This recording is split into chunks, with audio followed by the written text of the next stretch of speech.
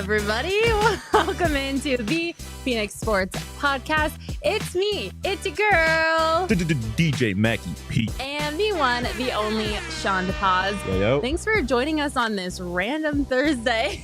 We normally go live on Fridays, but as some of you may know, we are going to be hitting the links.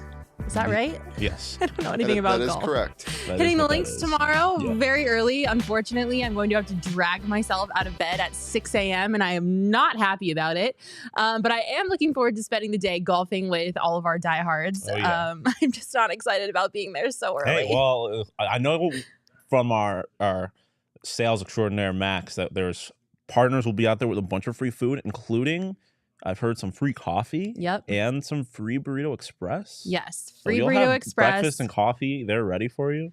If you're gonna have to get me out of bed at 6 a.m., there better be Right? free stuff That's what there. I'm saying. I'm highly motivated by free coffee and free Yeah, food, 100%. so I will take it. We are super excited. I know Daniel's in the chat right now, and he's going to be out there golfing, so we will see you tomorrow, yeah. Daniel. What's up to the fam? Hi, Ryan. Hi, Elizabeth. So good to see you all. Daniel's taking the words out of my mouth, low key. Are we taking bets for how late Max shows up? As the resident odds maker, Bubble PH Shane? next. Yeah. I'm just really nervous right now. Oh. You know, You were really talking a lot of shit. Now you're not before the show, and now you're all of a sudden feeling insecure. I wasn't talking. Give the much people shit. what they I want. mean, you were kind of saying I was ugly. Come Yeah, here, I Bubble was. Shane. You're right. Hi. As the resident odds maker, I'm gonna set the line on 8 minutes past show up time, which is 6:45 for me. Okay, can I get the over or later parlayed with the yes on Max showing up with a venti Starbucks? It's a grande. It's not a venti. You don't go venti? No, it's venti. Yeah, I was gonna say. Oh, I tell you with the grande on Monday. So I switch it up sometimes depending on how. yeah, my tomorrow's caffeine definitely a intake is. venti day. Tomorrow, 100%. yo, you know what I might sprinkle? I might sprinkle plus 10,000 on Trenta. Ooh, You ever do that? You ever go Trenta on it? I've never done that. Wow, that's That's why surprising. it's plus 10,000. Yeah, very. Yeah, Have you ever done that? Yeah, I go Trenta. Trent is just too much for my tummy. I'm not normally on coffee, but I'll do it on like a refresher or a tea. Don't we have like sports to talk about or something? Fernando, I think so. please don't bring up the rally monkey. I will probably be late tomorrow. So anyone that's taking the over on, if you want to bet on 8 minutes, definitely take the over. I am not a morning person in the slightest. You know who else is going to be out there? Who's that? Four Peaks. Facts. I'm super excited as the day goes on. I need to like wait until the afternoon time. I'm not a person that can just like wake up at 6 a.m. and start pounding beers. Like I know I went to Arizona State, but that is not my MO. I cannot handle drinking Come on, old that lady. early. Like it's got to be like Can't late drink all day if afternoon. you don't start in the morning. Drake said that. So it's gonna be interesting to see people out there drinking that early. But Four Peaks is gonna be there. I'm super excited. Word on the street is they're gonna be bringing their new limited edition beer called T-Shot. Ooh. So we're gonna be Little golf sampling theme some Four T-Shot Peaks. out there. I don't want to give away anything too much, but it is gonna be out there. So if you see us out on the course, grab some T-Shot beer from our friends at Four Peaks. They're also doing a Four Peaks 4 seats giveaway. One lucky winner will get 4 seats to an upcoming Diamondbacks game. All you have to do is head over to Instagram at 4 Peaks Brew and use their link in their IG bio to enter. That is super exciting. You can also check them out on Instagram at 4 Peaks Pub to keep up with the latest at the Arizona Hometown Brewery. You must be 21 years or older to drink 4 Peaks. Please drink responsibly. Also give a quick shout out to Mountain Mike's. Thank you for bringing pizza into the office this week. He also brought me a box of churros because I needed an extra treat after enduring an onslaught of insults from a certain fan base in a certain city this That's entire crazy. past week. I didn't even get a single churro. I know. didn't even get Sean it. also got it pretty bad. Mac didn't offer me a churro or nothing. I'm It's crazy. sorry. Mountain Mike's. Fernando's in the chat talking about me coming on his podcast, his Angels podcast. Mountain Mike's the official pizza of your Los Angeles Angels. Fun fact. Fun fact. I did not know that. Thank you again for the churros and for the support. I appreciate you guys so much. I also appreciate your pizza in my belly, and they will be at the golf course tomorrow as well. We're gonna have so much free stuff. See, you keep telling me this stuff. I didn't even know that. I didn't know Yeah. about that. I didn't know about the Four Peaks thing. I'm just blowing your mind over here. Yeah, you're gonna just full of surprises. Head on over to mountainmikespizza.com or to their Mesa, Chandler, or Tucson locations to place your next order. Reminder, new diehards will get a $50 voucher upon signing up. So sign up to be a diehard. There's lots of good reasons why you should do that. 100 P, baby. All right, Sean, there's a lot going on in the Valley. So I think we need to do a little bit of a temperature check. We need to figure out what is going on with all 4 sports in the Valley. There's a lot to talk about. 3 of them are in their offseason. There's still somehow a lot to talk about. Yeah, Arizona sports teams stay being in the news cycle. Great for us, great for our job and our employment. Let's start off with the Phoenix Suns, because I think the news surrounding the Phoenix Suns is definitely the most pertinent, the most timely. Because in case you have been living under a rock, the Suns fired their head coach, Monty Williams, at the end of the season. A decision that has been very heated. A lot of people agree with that move. It's polarizing for sure. A lot of people don't agree with that move, but for better or for worse, the Suns are missing a head coach. You were on the disagree side, Ron. I'm on the disagree side. I was on the agree side. Yeah. I thought it was the right move. So we're going to talk about that, because I'm definitely on the disagree side. Earlier this week, Shams tweeted out something that I thought was a little interesting, because I didn't think we were going to be getting this news this early. But Shams tweeted out, the Phoenix Suns have narrowed their head coaching search to 5 finalists: Nick Nurse, Frank Vogel, Doc Rivers, Kings assistant Jordi Fernandez, and Suns assistant Kevin Young. When I saw this, I'm not going to lie, I wasn't as excited as I thought I was going to be about the potential new Suns head coach, because I don't know how I feel about those 5 options. I mean, I say this, and I know it's going to sound snarky. I asked this out of genuine curiosity. What did you expect? Like, was there someone else you were looking for that was not on that list? Yes. I kind of agree with you that I'm not necessarily blown away by any of them, but I mean, it's kind of what I expected. Yeah, I think I did the silly thing of getting my hopes too high and expecting them to shoot for the moon. And they shot more for, like, the atmosphere, you know? Just the ozone layer? Just the ozone layer. They're like, man, we're just going to go like this direction. They're gonna pull Phil Jackson out of retirement or something? Yeah, obviously, I was on the Ty Lue crazy train. Obviously, I knew that was more of a long shot regarding his contract situation with the Clippers. So I knew that was going to be a little bit more difficult to navigate. Yeah.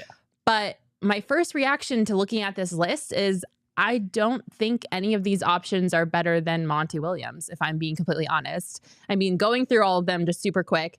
Nick Nurse, he had 5 seasons in Toronto, and he obviously helped them win their title in 2019.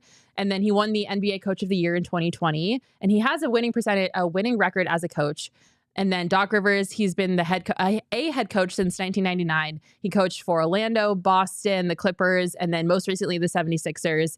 He also has a winning record as a head coach with the 76ers. And he was the head coach while they were one of 3 of the top 10 teams in both offensive and defensive efficiency. And of course, won a ring with the Celtics. Yes, he had a 16 straight winning season as a head coach. And then Frank Vogel has been a head coach in the NBA since 2011. He coached for the Pacers, the Magic, and then most recently the Lakers. He also has a career winning percentage of .526, so a winning head coach. And then the other 2 options, Jordi Fernandez. Jordi is currently the Sacramento Kings associate head coach. He was a part of the Michael Malone coaching tree with the Nuggets, and obviously the Nuggets are doing pretty good right now. Pretty good. And then he became the associate head coach of the Sacramento Kings in 2022. And then obviously the most familiar option is Kevin Young, who is currently the associate head coach for the Phoenix Suns. He joined the Suns in 2020, and before that he was an assistant in Philadelphia. And so that's our options. And I still, after reading all of that and looking at all of the options, I don't, in my gut, feel like I prefer any of those options to Monty Williams. I prefer them because, like I said, I was kind of on the train that you needed a change. So, I definitely think like even I know like Gerald on the PH and Sun show has kind of been on the train where like if you're going to hire Doc, what was the point of firing Monty? Because you're kind of just doing the same thing. I think the point is just that you need something new, like you need something different. So for that reason alone, I like it. I mean, some of them get me a little more excited than others, but in general, like I said, I think if they end up with one of these 5 guys, I think they could ultimately end up with someone that is an upgrade over Monty. Out of all the options, let's talk about it then. Who do you think is the best? Who is your number 1 pick out of those 5? Listen, I'm on the Jordy Fernandez train. Why not? Give me the Spaniard. I did not think you were going there. Give me the Spaniard. I'm not in on Kevin Young. I'm not a fan of like when you hire a coach.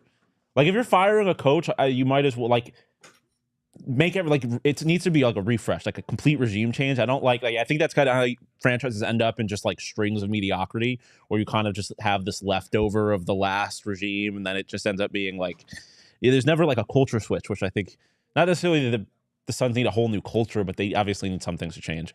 And I kind of like having a young guy who has something to prove. And obviously there was everything that went on in Sacramento was awesome this year. You mentioned everything that went on with the Nuggets and or that it's going on with the Nuggets now, and he was obviously with the Nuggets before the Kings. I just think it's something different. Like I said, something to prove. And it's a little more just exciting than other like Nick Nurse doesn't really. Yeah, well, they don't really do anything for me. And like I said, I don't know Kevin Young. Interesting. I mean, to your point with Jordy Fernandez, he is a part of 2 great organizations, the Kings and the Nuggets. I did not think you were going that direction because I think he obviously has the least experience out of all of these candidates. So that makes me a little nervous. I am not anti Kevin Young. I know that you said like the organization needs a shakeup, but I don't think that they do because I think they have a great culture. Like aside from anything that happened outside of what happens on the court, not regarding like the ownership or anything like that, the culture that Monty Williams built when he came in here gave the Suns an identity. And I think that was one of the reasons I was so sad to see Monty go, is because he took this team from nothing to something, and it was a big something. And so I love that the culture that Monty built, and obviously Kevin Young is a part of that. And so I think because the Suns really don't have a lot of time to go crazy and experiment and try all these new things, because let's be honest, their championship window is closing. We don't, CP3 is old. Kevin Durant has 2 years left on his contract. Like we have to win a championship ASAP. And so switching things up that drastically makes me so nervous because we don't have time to experiment. Like we have to get this figured out, and it has to be the right choice. And going that crazy by hiring a head coach that has never been a head coach before, or an older coach that has had lots of experience in the league, that's basically the equivalent of Monty Williams. Like I'm so scared, and I don't think they can get this wrong, and I don't want to see them mess this up, and I'm nervous. I mean, you know who did that though? The best franchise of this century, the last decade at least, the Golden State Warriors. Like, and everyone keeps calling Monty there Mark Jackson. Well, you got to go. The opposite end of that is going to find your Steve Kerr. And I like having, obviously he's a lot younger than Steve Kerr. Even Steve Kerr was when he took this job. But I like having a young guy. Fernando in the chat saying that the Suns need something like the Angels need, like a young guy to grow with the team. And I like that. And I know a lot of people are out on DeAndre Ayton. I'm not necessarily, but I think the best way to save that situation is, again, by having a complete refresh. I don't think having any kind of leftover, any residual from the previous regime is a risk worth taking. When you can get, I think, something very similar to Kevin Young in Jordy Fernandez. That's fair. If you're in the chat right now, let us know what option you would prefer out of the 5: Nick Nurse, Frank Vogel, Doc Rivers, Jordy Fernandez, or Kevin Young. Drop it in the chat. We love to include you in the show. Out of those 5 options, who would you be the most disappointed by if the Suns hired them? Who would make you so mad that you'd be like, what are we doing? Nick Nurse, I don't really like him. I mean, he was a G League coach, and then he shows up and got carried to a ring by Kawhi Leonard. And then that's such a bad take. I don't care. And then hasn't, obviously the Raptors haven't been abject misery, but they haven't accomplished anything since he left. So I would like either someone who is completely unproven and doesn't have anything, or someone who has proven that they can win basically everywhere. So in my mind, you're either going Doc or you're going one of the 2 young guys. Okay. I think I'm pretty much out on Frank Vogel and Doc Rivers. I think those 2 would probably be my most disappointed. I think Jordy is a little bit too much of a wild card. So for me, the only really options here are Kevin Young or Nick Nurse. I do not agree with your Nick Nurse take. I think he would probably be the best, aside from Kevin Young, the best culture fit, the closest to what we're looking for in like a younger head coach. So I think if they don't hire Kevin Young or they don't hire Nick Nurse, I'm not going to be very happy with anything else. I still want Ty Lue. I know it's not going to happen, but I still want Ty Give me Tyler or give me Dad. JJ Redick. Yeah. I don't know how I feel about the JJ thing, but You definitely want someone young to fit the culture. I feel like I equate the JJ hire to the Herm Edwards hire. No. Okay. First off, no. JJ would be Cliff Kingsbury. JJ would be JJ would be Cliff Kingsbury. Basically Deion Sanders, but yeah, Cliff is a good one too. I was never on board with that, but definitely on board with Ty Lue. Looking at the candidates that the Suns have to choose from, specifically those 5, are you still thinking that moving on from Monty was the best choice? Yeah, because like I said, you needed something different. You see this with franchises all the time. Like I said, you saw this with Mark Jackson and the Warriors. Like, yeah, you can't just keep doing the same thing over and over again and expecting it to work. Like, you had to change up something. And so ultimately, whether they get this hire right, I don't think will change that for me, that firing Monty at that time was the right call. Okay. I am still firmly in the train of firing Monty was a mistake. I don't think they had enough time I don't think Monty had enough time to work with what he was given. I think the fact that KD and Book only had 9 regular season games to play together before the postseason started definitely was a bummer. I would have loved to have seen what he could have done with more time with working with KD and Book together. I think what he did for the organization and the leader that he was invaluable or irreplaceable. And so I'm still firmly in the I would rather have Monty right now train. Obviously, I would love to be proven wrong. I would absolutely love nothing more than for the Suns to prove me wrong and make a hire and the hire be the right decision and they win a championship. Prove me wrong all day, any day, if that's the option. But I still am firmly in that I want Monty to be here train. And also the Suns are competing with the Pistons, the 76ers, the Bucks, and the Raptors for a head coach. So there's just a lot of variables that are making this whole coaching searching thing very stressful for me. Daniel in the comments bringing up, give me whoever Book wants. Absolutely agree. Obviously, I think Book is going to have a say in who the Suns hire. I don't think Matt Ishbia is stupid enough to just make a decision without like, hey, Devin Booker, the star of our franchise, what do you think about this person? And we also found out later, too, that Devin Booker kind of okayed getting rid of Monty. So for the lack of a better term, like not signed off on it, but he was aware of it and he, didn't put much of a fight of keeping Monty. So whoever Devin Booker wants, I guess, like we'll just go with that. And I don't think they would ever do that without consulting him. Do you?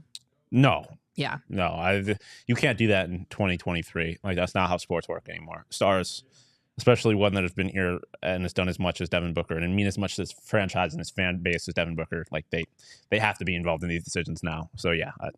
So I guess knowing that whoever they hired Devin Booker was okay with makes me feel a little bit better. I don't know why I put all my faith and trust in Devin Booker's hands, but he has it. We'll see. Charles in the comments saying Monty did a lot of good in turning around the Suns, but the time had come for him to go. 2 blow elimination losses at home can't happen. That forever and will always be the biggest argument against Monty Williams is the fact that those 2 losses happened in such a horrific way on home court, and it's hard to argue against that. I'm definitely not saying that's not a valued point. The 2 most hateable Euros in the league. Yeah, it's definitely a valid point, but I still think that I take that back. Rudy Gobert is the most hateable Euro in the league. Yeah, that's true. That's very true. But we'll see. He's not Euro though. He's French. There's a difference. Nah, they're the same. I know. I'm just kidding. So we'll see. I think the Suns will probably have a decision sooner rather than later because I mentioned there are 4 other teams looking for a head coach. There were 5, but there are 4 other teams still looking. So I think the Suns will probably have a decision sooner rather than later. And then we can evaluate from there. Obviously, we're just playing the what if game right now, but I am interested to see where they go. I am also interested in taking an OGs after the show. My weekend's getting started early. I probably am gonna have to take an OGs to fall asleep tonight because I have to wake up early. And I don't know about you, but when I know I have to wake up early, I can't sleep. Yeah, I'm the same exact way. It's so weird. I know, I'm like be up I till have 4 in the morning knowing I got to get up at 5. Yes, thank you. Okay, so it's not just me. Whenever I know I have to wake up early, I can't sleep, and I end up sleeping like an hour. You better not be doing that tonight. I know. I'm gonna try my. Sean? Well, that's what I got the sleepy time gummy for. Sean, let me know. I'll knock you out. I don't need you. I got the sleepy time gummy. We don't Help need you fall asleep and stay asleep. We have the Aquaberry Sleep Edition gummies You from perform really well OGs. tomorrow. I'm trying. That's why I'm gonna get a good night's sleep. Okay. This is the Happy Balance gummy. Okay. Aquaberry Sleep Edition gummies from OGs are the best. They are a CBN and a THC gummy 2-to-1 ratio, and they taste amazing. CBN is a compound that specifically helps with rest and relaxation. So when you combine that with THC, it is chef's kiss. So good.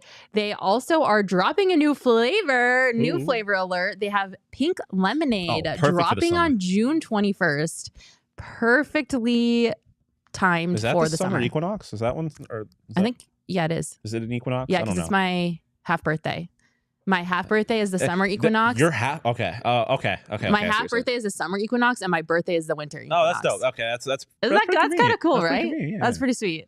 So yes, that is the summer equinox, and pink lemonade is coming out, and I'm so excited for that because if OGs can do anything right, it's making the best flavored gummies ever. Facts. It's not even like not even gassing you. Like that's absolute fact. If you want to try some of these amazingly flavored gummies, you can check out OGs online at ogsbrands.com and on Instagram at ogsbrands. You can also find their products at your local dispensary. You must be 21 years or older to purchase. All right, let's talk about the Arizona Cardinals. What is an off season with the Arizona Cardinals? What is an off season? Kyler Murray getting slighted in some way, shape, or form. Oh, yeah. Geez. The Cardinals. So DeAndre Hopkins, he has been in the media a lot lately because of his situation regarding the team. Does he want to be here? Does he not want to be here? Does he want to play and stick it out and wait for Kyler to get healthy? Does he not?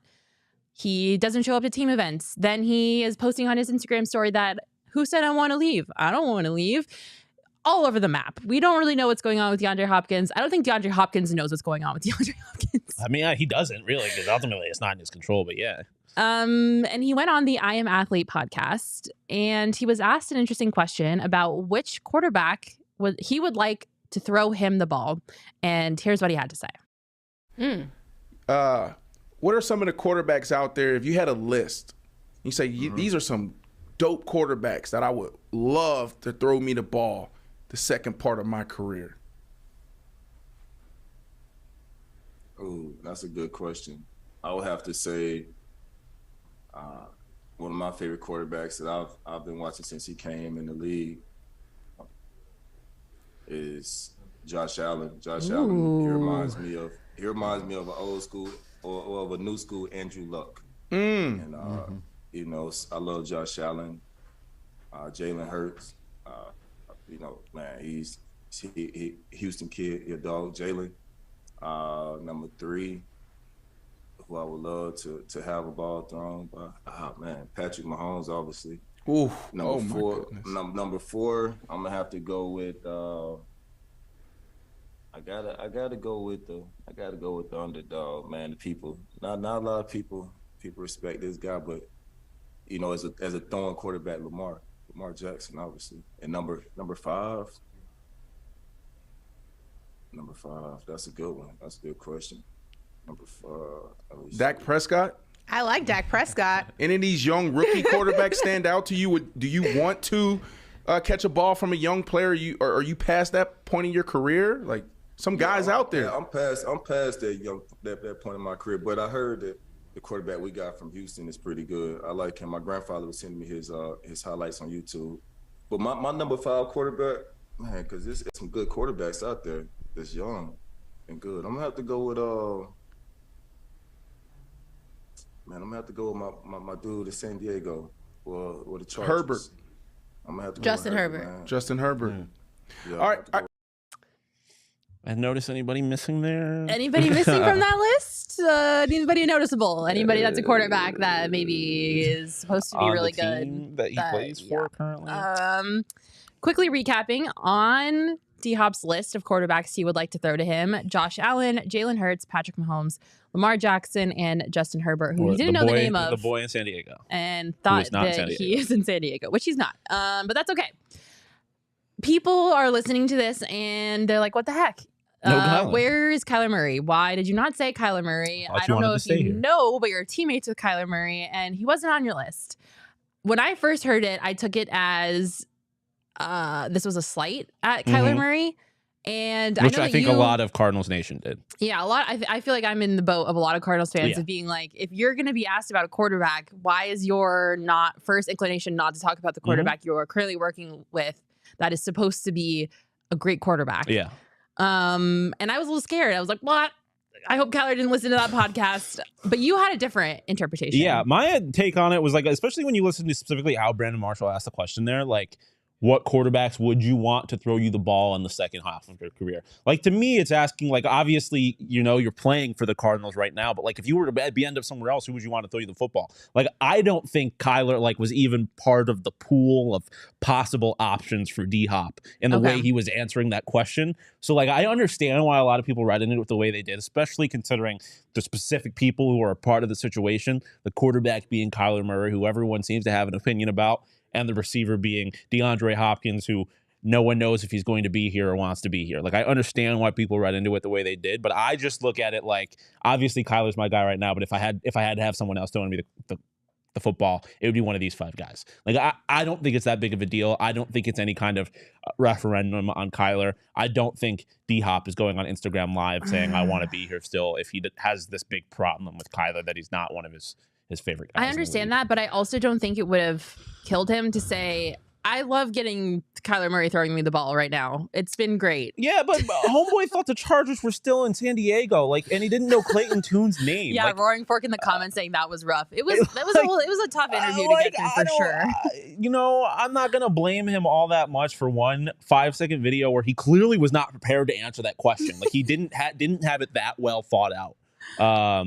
So like, I'm not gonna read that much into it. Although, like I said, I understand why people did.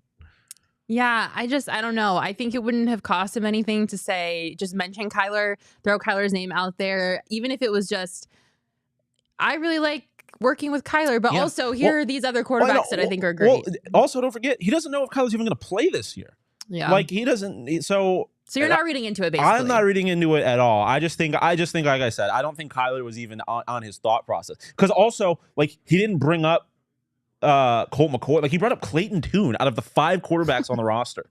Like, I don't think he was really I just don't think it was that well thought out. I think if you had given him an opportunity to talk about who are your 5 favorite quarterbacks in the NFL, he's going to mention Kyler. And even if he doesn't think it's Kyler, he's going to mention Kyler just because, for the reason that we're even talking about this, to avoid this kind of conversation, that kind of thing, because that's his quarterback. So you're in the it's not that deep boat. NBD. It's not that big deep. Deal. I'm going to start shouting it's not that deep from the rooftops for so many life situations because it applies to so many things. It's really not that deep. It's not that deep. Everybody take a deep breath. Speaking of Kyler Murray, though, NFL OTAs, voluntary OTAs, have begun. The Cardinals are out there for voluntary OTAs, and so is Kyler Murray. Oh, yeah. He was pictured out there doing just walkthroughs, talking to teammates on the sidelines, observing. He obviously has a leg type of brace situation on because he is still recovering from his knee surgery. Notable only in the fact because he was not anywhere to be seen during last season's voluntary OTAs. So are you reading anything into this? Do you think it's good that he's out there for this round of voluntary OTAs, considering everything that's happened this past year? Yeah, I mean, we were talking about it a little bit with Bo yesterday, and I kind of agree with him that it's just a good gesture. Like, and it is important to note, like Bo said, that, he's undergoing rehab, so he's kind of already at the facility, and it makes more sense for him to do the rehab at the facility than on his own somewhere else. There's like liability implications with that. Like, if he's rehabbing and he gets hurt at the Cardinals facility, it's less of a liability problem than if he's like in Texas working out and gets hurt there. Yeah, 100%. So like so there's a lot of reasons for him to be there. Like, he's not really going out of his way to do it. And obviously he doesn't have to participate. He's just standing there talking to people. But I do think it is ultimately like a good gesture. He doesn't have to. He could still be inside rehabbing. He could just head home and rest, whatever. But he didn't. And Yeah. so good on you, Kyler. He didn't go out of his way to be there. It's good to see you there, yeah. Yeah, he didn't go out of his way to be there, but I think optics-wise, it was good for him to at least understand I need to be seen here and be out there, even if it took him 2 seconds to walk from the inside to the outside and just make his face shown. I think it shows that maybe there's starting to settle in some level of understanding of I'm a leader, I am a quarterback for this team, I need to be out there, I need to show them that I am here. Because even I think it was last season when Joe Burrow was hurt and he was at voluntary OTAs, he was whipping around on a golf cart. Yeah, the cart. Yeah. So I think, if he hadn't gone out there, I think we'd be talking about where's Kyler Murray? Why is he not, being a presence at voluntary OTAs? He doesn't have anything better to do. Mean, I disagree. I think, but the narrative is he's not doing anything else. No. But I think that's part of why. Like, I don't think anyone would think anything of it if he wasn't there because he's rehabbing. It's voluntary OTAs. He's not even don't have any idea. I don't think people would have thought much of it this year. For any reason to pick on Kyler Murray. I don't think they would have thought anything of it this year because he's posting his pictures of him rehabbing. Like, I don't think anyone would have expected him to be there. Buddha's not there. Like, there's other distractions going on. People will find any reason to pick on him. They would say, get your ass on a golf cart and get out there. I don't think they would have. And also, I don't think Joe Burrow, I don't think that was voluntary. I think that was just training camp last year. But regardless, but I think that's why it's kind of impressive to me, I guess, because he didn't really need to be there. He could have just gone home, and I don't think anyone would have said anything about it. But he is there, and so it is a good sign. Like he doesn't need to be, and he's even if it is minimal, going out of his way to make that gesture. If all it means is that he finally is developing a mentality of understanding how important it is for him to show up to things, great. I love it because it is. Even his teammates said so. I mean, wide receiver Zach Pascal was asked about it during the media availability, and this is what he had to say. Oh, it just shows that he cares about, us getting better as a team, learning the offense, and, those mental reps that he get as well, even though he can't physically be, part of it, but he can get those mental reps, and that just trickles down throughout the whole team. And that was just a very standard, typical teammate answer. But the fact that he was able to pick up on Kyler being there, he pointed it out, and he himself said it means a lot that he's there, I think is important. Whether it was BS and he really meant it or not, and he was just telling that to the media, the optics of the situation are so important. We cannot have any more disaster cycle media stories shitting on this team. We just can't. And so the fact that Kyler Murray is there, we've avoided a disaster media cycle of where's Kyler Murray? Why is he not at voluntary OTAs? Is the team in disarray? Whatever. Wouldn't have happened. But Chris agrees with me. Mac is right. And Mike agrees with me. I'm just happy we avoided that shit show. His teammates noticed it, and his teammates are picking up on it, and they think that it's great that he's there. I agree with them, and I also think he's great that it's there. And if it's good for morale, it's good for me. Yeah, my whole mindset on this is it doesn't hurt. It can only be good.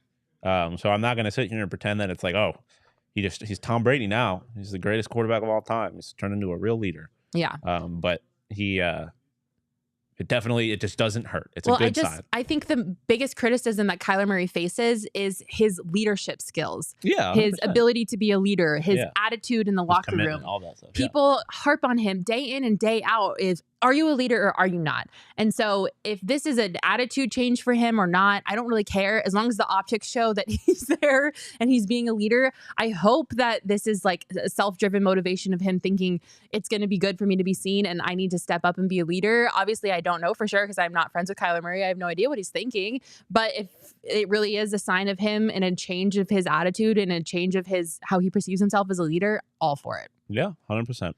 100%. So yeah, that's what's going on with the Cardinals. Interested to see if DeAndre Hopkins is here for much longer, which I do. I mean, I think at this point, he's going to at least start the season with the Cardinals. Starting to seem that way. I think Bo was saying the other day that the first big the next big kind of deadline is June 1st, I believe. And so there's a couple different road markers throughout this offseason that are big for D-Hop's future, but I am kind of leaning that way. I do think D-Hop is at least going to start the season with the Cardinals. Yeah, absolutely. Also, Roaring Fork in our comments clarifying that it's the solstice that's in June and December, not the equinox. Thank you for clarifying. That makes sense. Spring yes, equinox, I was born on the winter and the summer solstice, not the equinox. Thank you very much. All right, before we move on to the Diamondbacks and the Coyotes, we got to talk about our friends at Game Time because you guys, I keep telling you, this is the best ticketing app in the game for so many reasons. They have the lowest prices on tickets, especially if you're a last minute person and you want to make plans at the last second and you need to grab tickets. Go to Game Time. They will get you hooked up with the lowest prices for games, for concerts. If you need like a parking pass to go somewhere, they've got you covered. All you have to do is download the Game Time app, use promo code PHNX, and you'll get $20 off your first order. And it is the fastest growing ticketing app in the country for a reason. And we are going to do our Game Time Game of the Week. Sean, we know we like to make fun of you for your fandom choices because you are from a specific area of the continental U.S. that we don't particularly like. Oh, yeah. But I don't know if you knew this, but your homeboys are in town for the Diamondbacks Don't call series. my homeboys. The D-backs are my homeboys. That's my team now. Okay. But I still will always have a special place in my heart for the Boston Red Sox. And yes, they are in town for a 3-game set this weekend, and I cannot wait. The Diamondbacks have been on the road for what seems like a very long time. And on a roll. I haven't seen the Diamondbacks play baseball, and it's making my heart sad for a while. Yeah. So they're coming back in town. If you want to wait. go to the game tomorrow, check this out. They have the tickets up on Game Time right now, and there are some great options. My favorite thing about the Game Time app is that they show you flash deals, section deals. They show you what the cheapest ticket is. They show you, where you can sit for what price. It's so user-friendly. It's set up so well. And I think it gives you a ton of great options. So if you're looking for like a cheap ticket, you have a big family, you want to get the kids out to the ballpark and you don't want to spend a bunch of money, you can get tickets to the Diamondbacks versus Red Sox game for only $20 each. That is honestly a steal for a family-friendly night, a family-friendly occasion. Family-friendly night? Yeah. Or if you want to sit in the baseline reserve, like down on like lower level, normally you would spend an arm and a leg on those tickets, but not on the Game Time app. It's really great for a reason. You can snag these tickets without stress at Game Time. Like I mentioned before, all you have to do is download the Game Time app, create an account, and use promo code PHNX for $20 off your first purchase. Terms apply. Again, create an account and redeem code PHNX for $20 off. Download Game Time today. Last minute tickets, lowest prices guaranteed. I cannot wait. I'm gonna be there, and I'm gonna treat myself with these tickets. Even though I guess on Game Time, treating yourself's not even really treating yourself. You don't have to drop an arm and a leg to treat yourself. $37, and I don't got kids or a family or friends, so just have to worry about yourself. I just gotta worry about myself. Speaking of the Arizona Diamondbacks, Sean, yes, they're a wagon. A wagon. Get on the bandwagon for the Arizona Diamondbacks. Aboard. Get on or get run over, baby. There are pretty good at baseball. They're doing word on the street. Pretty good now. How good, Sean? Currently second place at the NL West. Second place. Firm grip on the first wild card spot. Right behind the Dodgers. I believe we have a picture of the standings in the NL West. Most importantly, ahead of the San Francisco Dodgers in your fourth place. San Diego Padres. Well, that's a lot of money you're spending to be in fourth place. The story of the Padres' life, though. I don't spend so much money to be so mediocre or well, bad. this is a different kind of money they're spending, and they're not doing very well right now. But I don't feel bad for you because Arizona Diamondbacks are second in the NL West. Like I said, third in the or first in the wild card. And currently, after the Dodgers lost to the Braves last night, the D-backs are the only team in the entire National League with a winning record against teams above 500, which is a tremendous sign because it's not like some of these other teams like you saw with the Pirates early on who were really good but weren't playing good teams. Diamondbacks are playing good teams and they're beating them, and they're 29-21, and you got to love to see that. 7 of their last 10, won 4 straight series. Like you said, they were just on the road. They just they won 7 of their last 10. Yeah, they lost in 4 pretty straight series. Tragic fashion yesterday, and it is my fault. We're not going to talk about that. It is Sean's fault. The reason the Diamondbacks lost yesterday is because of Sean. I may or may not have said that Trey Turner was bad immediately before he hit the 2-run shot to tie the game in the bottom of the ninth. Why did you do that? Neither here nor there. They still won the series. Why did you do that? On the field, Lourdes Gurriel, the hottest hitter in baseball. 351, 422, 737 slash line with 5 home runs, 12 RBIs, 6 walks over his last 15 games. Geraldo Perdomo continues to be the wrist king, just cleaning up with runners in scoring position, while the D-backs otherwise are doing terribly with runners in scoring position. It's probably their biggest weakness right but now. That's been like the kryptonite for this team for like the last 3 seasons. Yeah. They have been terrible 100%. with runners in scoring position, and we can't figure out why. Yeah, and you look at guys like Christian Walker just not hitting it with runners in scoring position. That is...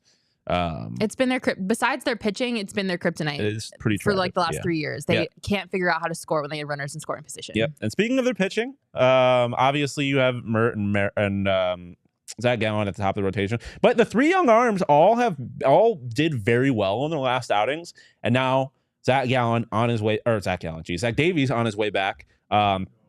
Had a pretty stellar outing in his rehab start in AA Amarillo, and then did a bullpen session yesterday. Reportedly, did you say Amarillo?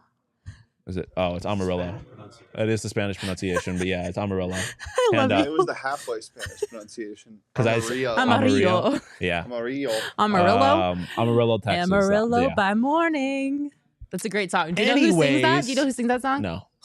Zach Davies is on his way back soon, so the rotation is getting a bolster. Amarillo by morning?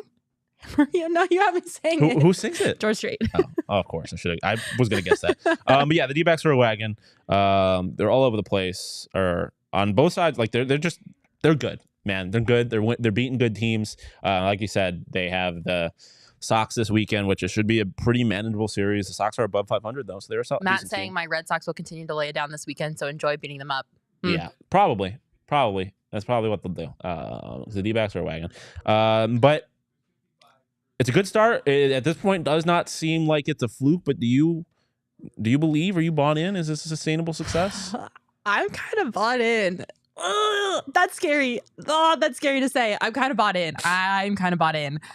I don't know. I think I just got so much confidence in this team after they DFA'd that bum, Madison Bumgarner. Yes. And, they're making like fast choices. They're not letting guys just continue to struggle. Like Alec Thomas getting sent back down. Like they are not messing around this year. And I think it's because of that line of decision making where I'm kind of like, okay, I'm kind of bought in here. I don't know. I'm scared to get bought in because I'm an Arizona sports fan and I'm tired of getting my hopes and dreams crushed every time they get a little bit lifted. Yeah. But yeah, is that bad? Is that bad of me to be a little bit believing in this team? Oh my God. Okay. I have an extra large Circle K Polar Pop of the Diamondbacks Kool-Aid that I am chugging right now. I'm all the way in. I think you look at I have concerns. Don't get me wrong. Like they only really do have 2 good starting pitchers. Obviously, the young guys have been good recently. But still, it's only 2 pitchers that you can really, really rely on. They haven't been good with runners in scoring position.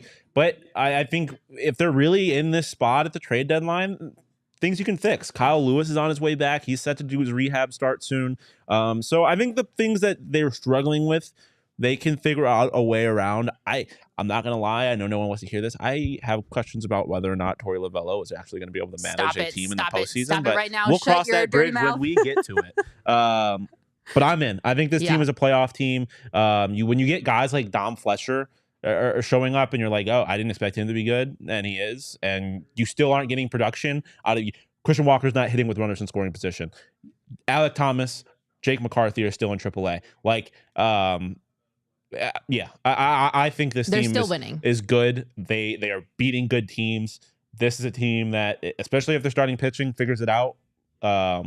Like top to bottom, it's a team that can be dangerous in the postseason. It's a team you don't want to play in the postseason. My favorite thing about this, well, there's so many things I love about this team. I lied. One of my favorite things about this team is the fact that they don't just throw money at problems. Like look at the Padres. Money does not fix all. And I love banging that drum because obviously we're a small market team that doesn't have money to throw at a wall and just see what sticks. But I just love that they're doing this and their roster, how much money they're paying their roster is so low. Mm-hmm. So I absolutely love to see that. I also love that they're competitive at this point in the season because it allows us to have like hopes and dreams for the future. And also, like you said, the trade deadline, if they're still competitive at that point in the season, then they can start to spend money and make moves and like adjust things that they need to adjust based off 100%. Of where they're at. If they're like the Colorado Rockies and they have no hope for anything and they're at the bottom of the standings, then we don't even look at the trade deadline with hope or excitement because we're just like, oh, we're going to suck this year. And that's the thing is like, reality is this team not win the World Series this year. Like it'll be dope if they did, but they're probably not going to. No. But like, you're getting young guys winning early in their career. They're not learning how to lose, which is always a fear when you have rebuilding franchises. Being good and even making it to the playoffs is invaluable. Yeah, and then you have guys like Longo, who's 80 years old, and then hitting fucking 422 piss missiles to the second deck like he did yesterday. It was awesome. This team is the rest of the ingredients to maybe surprise people this year and then be a really good team for the next few years. Yeah. And absolutely. that is so exciting. So I'm all the way in. And despite what I just said about Torrey and what he may or may not be able to do in the postseason, he's clearly good at this part of this, at building up young guys and establishing kind of a culture and making this team fun. Yeah. And that's the first step. You look at the Suns. Obviously, you hope you don't end up in that situation necessarily, but you look at the Suns. They got the first part of this done. You need to do that part before you get the ring. Yep. And so I like that. It's certainly encouraging. Daniel on the same page. Imagine being buyers at the trade deadline. Oh, can you imagine? We're getting there. We're moving in that direction. When was the last time the Diamondbacks were buyers at the trade deadline? I was not. It's been a hot minute. 2001. Yeah, honestly. I haven't had an exciting trade deadline for the team that I root for in Major League Baseball in so long. Like I'm kind of getting a little excited about it. I'm not used to a team I'm rooting for like doing good things. I'm used to the team I'm rooting for sending, I don't know, maybe the best player in the history of the franchise to Los Angeles for Jeter Downs. Yeah, don't talk to me about sending the best player in the franchise to a different team. I think I win that argument. Ryan saying, I promise you don't. I promise you don't. Okay, well, first off, if we're talking about the Boston Red Sox, do you not know the name Babe Ruth? So if we want to get really into the argument of Stop it. Like, you were not a fan. But I know, but I'm saying, and also. But ignore that. This is an ignore that. All-time bad take. When Mookie Betts was traded by the Boston Red Sox, he was the best player in baseball. Nolan Arenado was the best third baseman in baseball.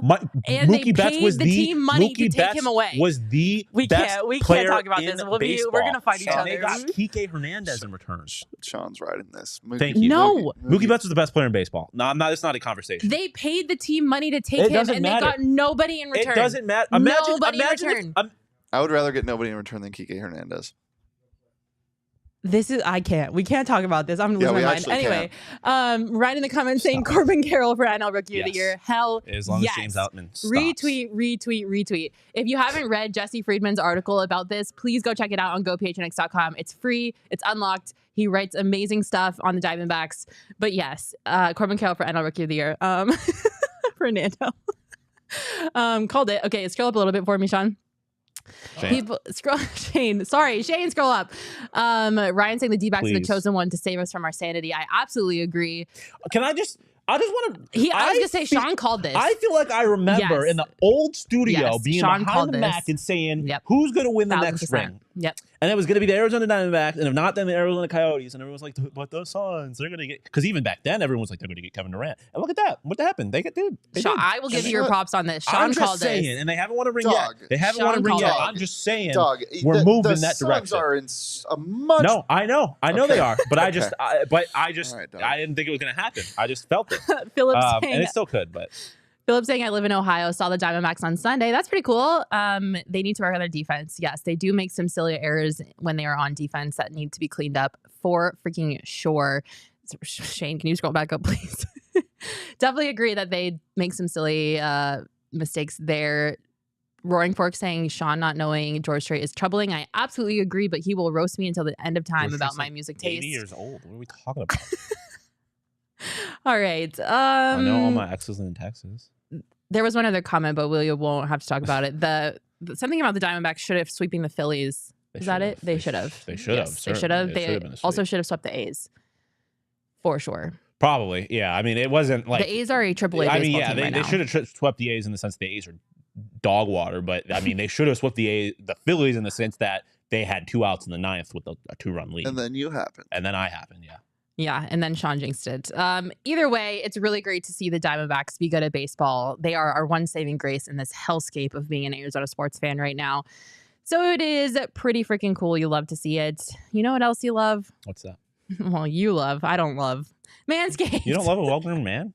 You want your man to be unkempt? I just don't like listening to you talk about it on a podcast. You make this so much weirder than it needs to be. Sometimes me and the boys are just in the room and we're talking about, and by in the room, I don't mean we do this in private. I mean we are I make this in weird. another room. I want you to read. Sean, you're right. Sometimes me and the boys are just out here grooming together. Well, I was gonna say we were in the room talking about shaving our balls. Pause. But I make this weird. It is Turn weird. it on. I want you to Fast read forward. this. Read this word for word right now. I want you to read this and talk about who makes it weird. Go ahead. No, I'm not reading that. Please read it. No, I'm not doing that because it's unnecessary. I don't need to go with some gimmick. I don't need playoffs. I don't need to do that. Please read it. Just do it for the people. I don't need to do all that. I don't need to say, are you talking about playoffs? That's why I think it's weird. I don't need to tell you that the playoffs are here because you know the playoffs are here. The read is weird. I don't need to do all that. I just need to tell you that Manscaped is the best in male grooming, and they have anything you need. Whether you're going below the belt, above the belt, on the face, in the nose, whatever. They got the lawnmower. They got they got it all. They're the best. If you want to check out our friends at Manscaped, you can head to manscaped.com and use code PHNX for 20% off and free shipping. 20% off and free shipping when you use code PHNX at manscaped.com. There you have it. All right, we'll round things out with the Arizona Coyotes. Not much has changed besides the fact that they don't really know where they're going to play in a few years, or a year to be exact. Craig Morgan wrote an also excellent article on gophnx.com that you should absolutely go read because it's Craig Morgan, so why wouldn't you read Craig Morgan? And he basically summed things up for us in a way that I think it was very eloquent. There are 4 confirmed facts that we know about the Arizona Coyotes right now. First, the team is not for sale. CEO Javier Gutierrez confirmed that the team is not for sale. Second, a league source confirmed to Craig that the NHL has no desire or plan to force a sale or force Alex Morello to sell the team. Third, despite reports to the contrary, the league has not set a timetable for the Coyotes to find another arena solution in the Valley. However, the NHLPA and the Board of Governors are not happy with the current situation. So although there is no timeline right now, there could be some external pressure from both of those groups to get a plan sooner rather than later. And fourth, the league believes that there are several viable sites in the Valley for a new arena.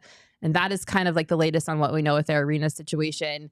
We're not hitting the panic button yet, but we don't have a plan for beyond this next season. The only thing we know for sure is they're going to play in Mullet. And that there is they could still play in Mullet beyond this next season. So there is still like... But they haven't confirmed that that's what they're going to do, is what I'm saying. Yeah. The only thing we know for sure is we have one more year. They are not without an arena necessarily after this year. But yeah, there is certainly no...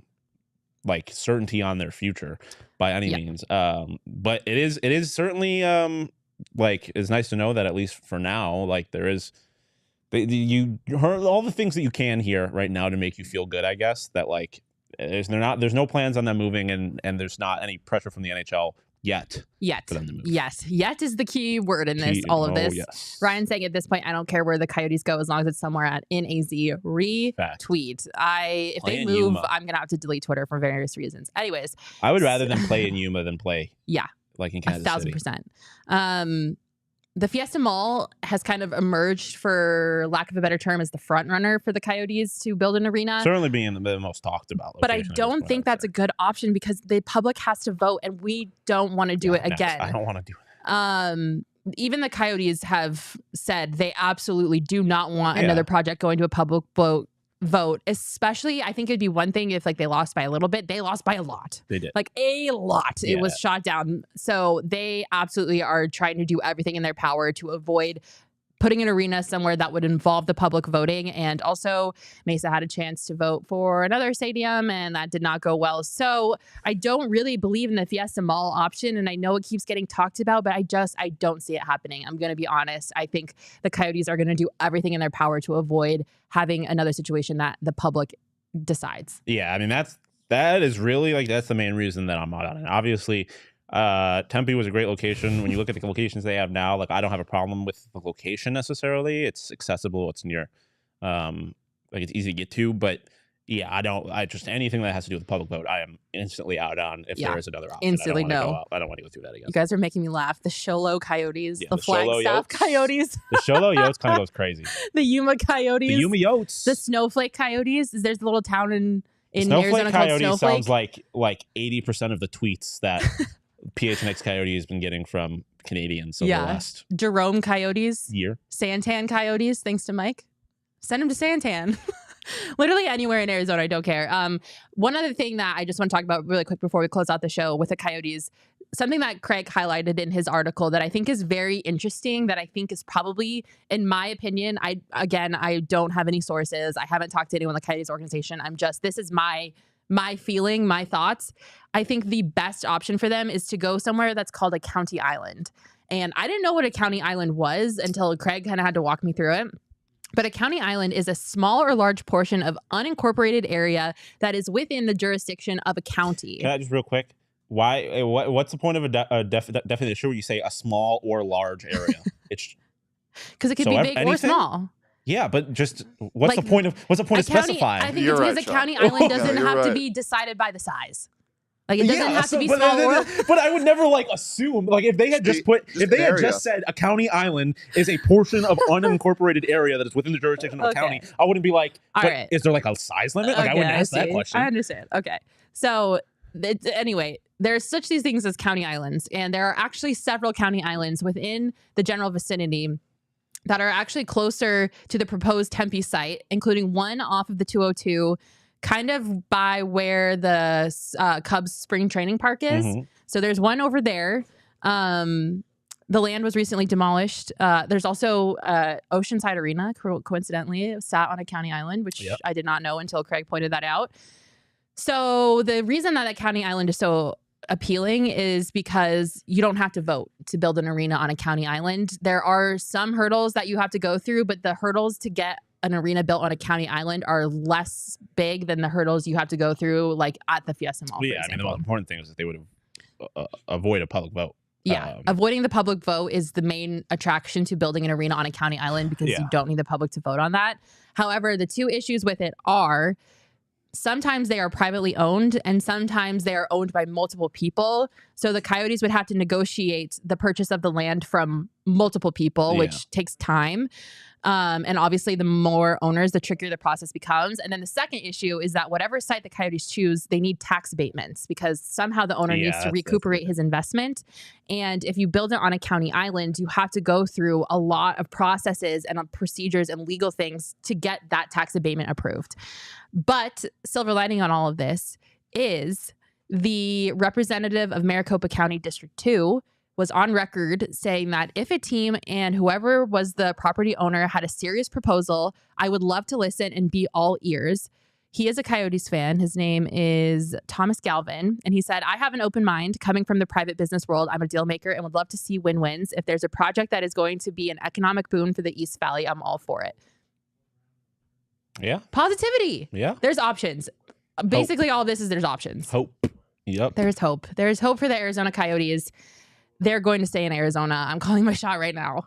Yeah, no, I think so. I feel good about it. I'm obviously not 100% sure, but I feel a lot better than I did the night of the vote. I'll say that. Yeah, absolutely. Do you have a preference? Would you want to do one of those county islands? Oceanside. Oceanside? And for no other reason than to say fuck you to the people of Tempe who voted against it. That would be beautiful. And also, it's it's a cool spot right off the 202 or the 101, whatever that road is. I always get those two mixed up. Yeah. Ever since I moved here, I've got it mixed up. And it's also like a 5-minute, not even 2-minute ride from to Four Peaks, 8th Street Pub in Tempe. Yeah, which absolutely. would be a vibe. Another bonus. So it'd be cool. It would. I love that. And then again, it's a county island, so you avoid the public vote, which is obviously pretty crucial. Yes, the biggest piece of all of that. Don't want to go through any of that, but the middle finger to Tempe would be pretty awesome. Regardless, they need to get a project proposal, a plan together sooner rather than later, because the longer it takes them to put something together, the more we have to hear about relocation rumors. And I have to hear about Houston or Quebec or fucking Kansas City one more time, I'm gonna lose it. My marbles are going to be lost. I'm just telling you all right now, I cannot deal with people shitting on this organization for longer than necessary. So I just hope that the Coyotes have a sense of urgency behind them. They're going to get this plan put together. Sure they do. They're going to freaking lay down the law and they're going to say, this is what we're doing. This is how we're going to do it. And they're going to do it in a timely manner because Lord help me if I have to endure more people talking badly about this organization. I'm at my wit's end with it, to be quite honest. As am I. As is Sean. Sean, We're going golfing tomorrow. Yeah, we are, baby. Cannot wait. Well, I am. You're going to be watching people golfing. I'm going to be watching people golfing. I will be driving a golf cart, taking pictures of people golfing. So if you're out there tomorrow, be prepared to have a camera in your face because I'm coming for you. I'm putting you on our social media channels.